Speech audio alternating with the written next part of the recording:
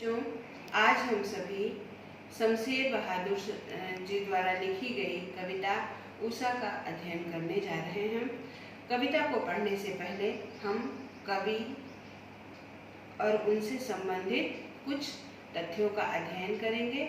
उसके पश्चात हम कविता की व्याख्या एवं शिल्प सौंदर्य पर प्रकाश डालेंगे। शमशेर बहादुर सिंह एक मार्क्सवादी विचार बौद्धिक स्तर पर मार्क्सवादी विचारों से प्रभावित एक महत्वपूर्ण प्रगतिशील कवि रहे हैं। उन्होंने बौद्धिक स्तर पर तो मार्क्सवादी विचारों को स्वीकार किया है, परंतु विचारों के सृजन के स्तर पर आपने प्रगतिशील कवि की भूमिका का निर्वहन किया है। वहीं शिल्प सौंदर्य की दृष्टि से आप एक प्रयोगधर्मी साहित्यकार रहे हैं। आपके साहित्य में नित्य नवीन प्रयोग देखने को मिलता है। आप प्राचीन प्रयोगों के स्थान पर नवीन प्रयोगों को संरक्षण देते हैं, उनको आगे बढ़ाने में आपका अभूतपूर्व योगदान है। आइए हम शमशेर बहादुर सिंह की एक संक्षिप्त जीवनी, उनके व्यक्तित्व, उनके कृतित्व पर हल्की सी चर्चा करते हैं। शमशेर बहादुर सिंह का जन्म 13 जनवरी 1911 को उत्तरांचल के देहरादून जिले के एक मध्यम वर्गीय परिवार में हुआ। आप साहित्य सृजन के विभिन्न क्षेत्रों में अग्रणी भूमिकाओं का निर्वहन किया और आपकी मृत्यु 1993 में हुई है। बच्चों, साहित्य के क्षेत्र में उनके काव्य संग्रह चूका भी हूँ मैं पर उन्हें साहित्य अकादमी पुरस्कार तथा कबीर सम्मान भी प्राप्त हो चुके हैं। आइए हम उनकी रचनाओं के बारे में चर्चा करते हैं। शमशेर बहादुर सिंह ने हिंदी साहित्य की अधिकांश विधाओं में अपनी लेखनी चलाई है। उसमें काव्य संग्रह में चूका भी हूँ नहीं मैं, कुछ कविताएं, बात बोलेगी काल, तुमसे होड़ है मेरी, ये इनके काव्य संग्रह हैं। संपादन में हिंदी उर्दू शब्दकोश का संपादन किया है आपने। निबंध संग्रह 2 आग, उनके निबंध संग्रह का नाम है 2 आग, और कहानी संग्रह लाट का मोर्चा। इतने हिंदी गद्य की इन सभी विधाओं पर अपनी लेखनी चलाई है। आइए हम सभी शमशेर बहादुर सिंह द्वारा लिखी गई कविता उषा का अध्ययन करते हैं। यह कविता नवीन प्रयोगों की दृष्टि से बहुत ही महत्वपूर्ण कविता है। प्रात नभ था बहुत नीला शंख जैसे, भोर का नभ राख से लीपा हुआ चौका अभी गीला पड़ा है। बहुत काली सिल जरा से लाल केसर से कि जैसे धुल गई हो, स्लेट पर या लाल खड़िया चाक मल दी हो किसी ने, नील जल में या किसी की गौर झिलमिल देह जैसे हिल रही हो, और जादू टूटता है इस उषा का, अब सूर्योदय हो रहा है। बच्चों, बहुत ही संक्षिप्त कविता है, परंतु शिल्प पक्ष की दृष्टि से यह बहुत ही सशक्त और नवीन प्रयोग की दृष्टि से भी बहुत ही महत्वपूर्ण कविता है। इस कविता में कवि ने प्रातः काल में सूर्योदय का वर्णन किया है। जब प्रातः काल सूर्योदय होता है तो प्रकृति में क्या क्या परिवर्तन होते हैं, उन परिवर्तनों को अपने नवीन उपमान विधान से कवि ने चित्रित करने का प्रयास किया है। समूची कविता ग्रामीण पृष्ठभूमि को हमारे समक्ष उकेरने का प्रयास करती है। ऐसा प्रतीत होता है कि संपूर्ण कविता के माध्यम से कवि ग्रामीण परिदृश्य को हमारी आंखों के सामने लाना चाहते हैं। बहुत से ऐसे प्रयोग भी दिखाई देते हैं इस कविता में, जिससे हमें ग्रामीण जीवन का बहुत ही सरल और सहज चित्र हमारी आंखों के सामने उपस्थित होता है। कहते हैं, प्रात नभ था बहुत नीला शंख जैसे। उपमा अलंकार, बच्चों इस पंक्ति में उपमा अलंकार है। कहते हैं प्रातः कालीन आकाश का वर्णन करते हुए कवि कहता है कि प्रात नभ था बहुत नीला शंख जैसे। अब प्रातः कालीन आकाश की या प्रातः काल की तुलना प्रायः सभी कवियों ने सिंदूरी आभा से, स्वर्णिम आभा से, रक्तिम आभा से किया होगा, परंतु यहाँ पर प्रातःकालीन आकाश का चित्रण करते हुए उसकी समता कवि शंख से कर रहा है। अब आप बच्चों, आपके मन में ये प्रश्न उठेगा कि कवि शंख से क्यों कर रहा है? शंख, आकाश नीला और शंख जो है सफेद। तो अगर सूर्य की किरणों से सुसज्जित आकाश का भी वर्णन किया जाए तो आकाश जो है रक्तिम वर्ण का हो सकता है, स्वर्णाभा लिए हुए हो सकता है, परंतु शंख से उसकी उपमा कहाँ तक तर्कसंगत प्रतीत होती है। परंतु बच्चों, यहाँ पर आकाश की तुलना शंख से कवि ने इसलिए किया है कि जिस प्रकार शंख बिल्कुल सफेद, धवल, पवित्र, शुचिता एवं पवित्रता के कारण, शंख जितना पवित्र, धवल, सफेद, स्वच्छ, निर्मल, बेदाग, जिसको हम सरल शब्दों में कहें कि बेदाग होता है, उसी प्रकार आकाश भी स्वच्छ, निर्मल और बेदाग है। एकदम भोर का आकाश, एकदम चारों तरफ नीला आकाश, विस्तृत अथाह नीला आकाश है, कहीं भी उसमें बादलों की कहीं रेख नहीं है। शंख की भांति निर्मल और स्वच्छ है, इसलिए शुचिता, पवित्रता, स्वच्छता एवं निर्मलता के कारण कवि ने आकाश की तुलना शंख से की है। मैंने आपको प्रारंभ में ही बताया कि उषा कविता शिल्प पक्ष की दृष्टि से बहुत ही सशक्त कविता है और इसकी महत्वपूर्ण विशेषता शिल्प दृष्टि से ही है। तो कहते हैं प्रात नभ था बहुत नीला शंख जैसे, यानी कवि प्रातःकालीन आकाश का वर्णन करते हुए कहता है कि प्रातःकालीन भोर का नभ बहुत ही स्वच्छ, निर्मल प्रतीत हो रहा था।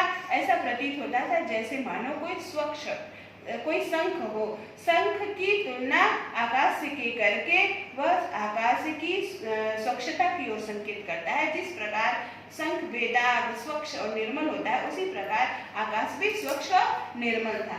भोर का नभ, भोर का प्रातःकाल है। राख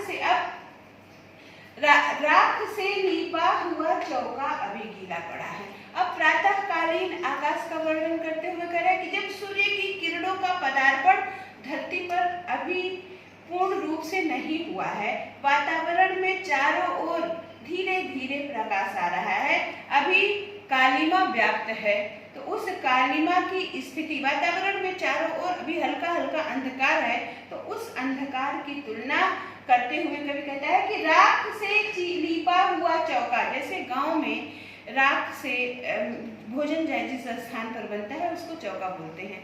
तो मिट्टी के पात्र में मिट्टी भिगो करके रखी रहती है और उससे जब उस चूल्हे को लीपा जाता है तो जिस स्थान पर उसको लीपने से वो स्थान जब तक सूखता नहीं है तब तक काला काला दिखाई देता है। तो बच्चों उस ग्रामीण प्रयोग का यहाँ पर चित्रण किया है। कह रहे हैं कि अभी वातावरण से कालिमा अभी समाप्त नहीं हुई है, ऐसा प्रतीत होता है कि किसी ने राख से चौके को लीप दिया है और वो अभी गीला पड़ा है, अर्थात वातावरण में अंधकार व्याप्त है। उस स्थिति की तुलना कवि ने राख से लीपे हुए चौके से किया है। कहते बहुत काली सिर जरा से लाल केसर से कि जैसे धुल गई हो।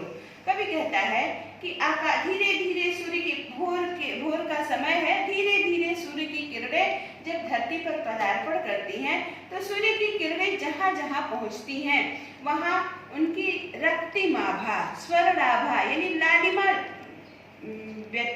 व्याप्त हो जाती है। तो उस स्थिति में कवि कल्पना करता है कि जैसे काली सिल हो, उस पर किसी ने बहुत काली सिल जरा से लाल केसर से कि जैसे धुल गई, जैसे बहुत काली सिल पर किसी ने लाल रंग का केसर रगड़ दिया हो, यानी संपूर्ण वातावरण में अंधकार है और जहाँ जहाँ सूर्य की किरणें पड़ रही हैं वो स्थान लालिमा युक्त प्रकाश से भर जा रहा है।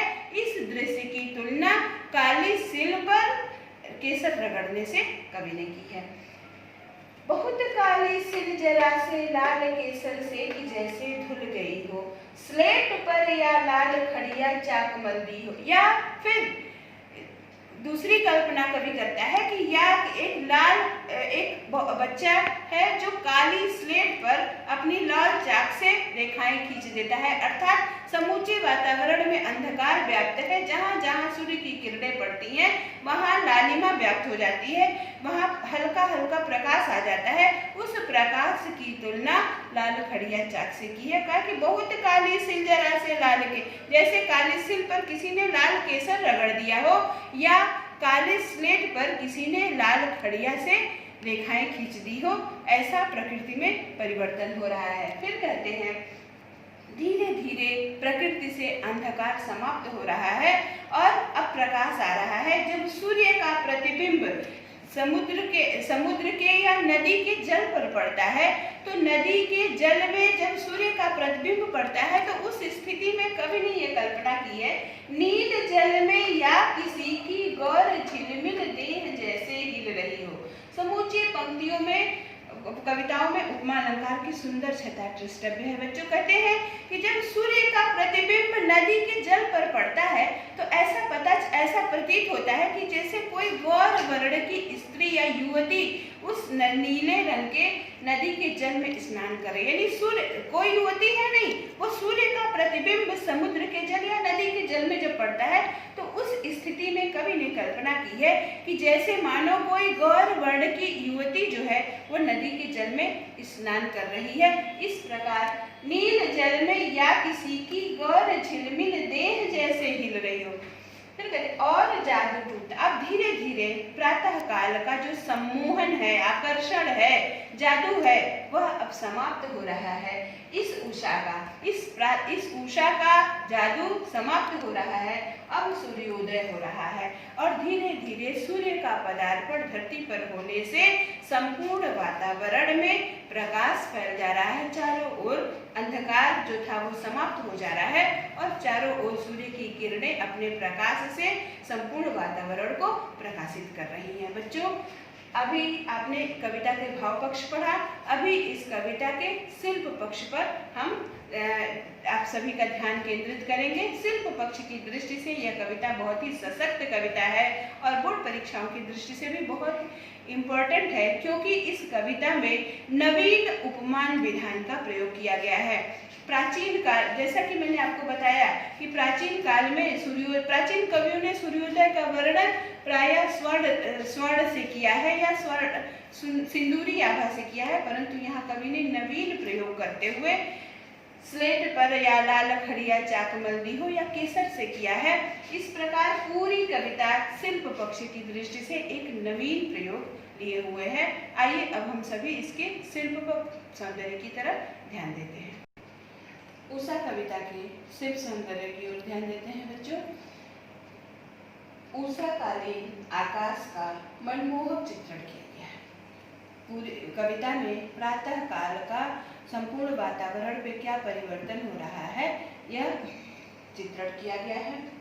अनुप्रास एवं उपमा अलंकार की सुंदर छटा है, माधुर्य गुण का प्रयोग है, तत्सम एवं तत्स्व प्रधान शब्दावली है और सबसे महत्वपूर्ण विशेषता जो इसकी नवीन उपमान विधान है वह प्रातःकालीन आकाश की भोर के आकाश की तुलना कवि ने शंख से की है। फिर जब सूर्य का धरती पर अभी अंधकार व्याप्त है, सूर्य का पदार्पण पूर्ण रूप से धरती पर नहीं हुआ है, तो ऐसी स्थिति की तुलना राख से लीपे हुए चौके से की है। ऐसा चौका जो अभी गीला पड़ा हुआ है, अर्थात वह स्थान कालिमा युक्त है, अर्थात धरती पर अंधकार अभी छाया हुआ है, सूर्य का पूर्ण रूप से पदार्पण धरती पर नहीं हुआ है। फिर जब सूर्य की किरणें धीरे धीरे धरती पर व्याप्त अंधकार को चीर रही हैं, दूर कर रही हैं, तो उस स्थिति की तुलना की है बहुत काली सिल जरा से लाल केसर से की। जैसे काली सिल हो, उस पर किसी ने लाल केसर रगड़ दी हो, अर्थात चारों तरफ अंधकार है, उसमें जहाँ सूर्य की किरणें पड़ रही हैं उसकी तुलना केसर से किया है। या फिर दूसरा प्रयोग, स्लेट पर या लाल खड़िया चाक मल्दी हो, किसी स्लेट पर किसी बच्चे ने लाल चाक से रेखाएं खींच दी हो, उसी प्रकार समूचे वातावरण में कालिमा है, परंतु जहाँ जहाँ सूर्य की किरणें हैं वहाँ लालिमा व्याप्त हो रही है। अब धीरे धीरे सूर्य का पदार्पण धरती पर पूर्ण रूप से हो गया है और सूर्य का प्रतिबिंब जब नदी के जल में पड़ता है तो नदी के जल में पड़े हुए प्रतिबिंब को देख करके कवि कल्पना करता है कि कोई गौर वर्ण की स्त्री समुद्र के नीले जल में स्नान कर रही हो, तो कहते गौर झिलमिल देह जैसे हिल रही हो। यानी इस प्रकार इन 5 उपमानों के माध्यम से कवि ने प्रातःकालीन भोर से लेकर के प्रातः काल तक के उषा के सम्मोहन का बहुत ही सुंदर शब्द चित्र खींचा है। इस प्रकार यह कविता शिल्प पक्ष की दृष्टि से बहुत ही सशक्त कविता है। और बच्चों, भाव साम्य के लिए अगर आप इस कविता की भाव साम्य को दिखाना चाहते हैं तो आप प्रकृति के सुकुमार कवि पंत सुमित्रा नंदन पंत जी की कविता आप पढ़ सकते हैं। बीती विभावरी जागरी, अंबर पनघट में डूबो रही, तारा घट ऊषा नागरी, खग कुल कुल कुल सा बोल रहा, किसलय का अंचल ढोल रहा।